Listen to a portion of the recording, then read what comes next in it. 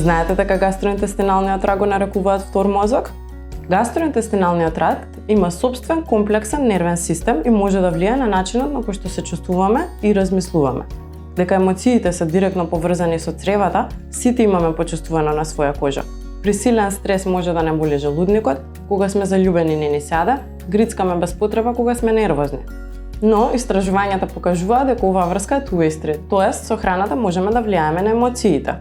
А многу е полесно да влијаеме на цревото отколку на мозокот, нели? Се што треба да направиме е да се храниме здраво. На овој начин ќе го подобриме нашето расположение, ќе се чувствуваме подобро во врска со себе, затоа што самоконтролата ни дава чувство на самодоверба. Ќе бидеме порелаксирани и општо земено се ќе биде полесно. Животот е многу поубав кога оптимално се исхрануваме.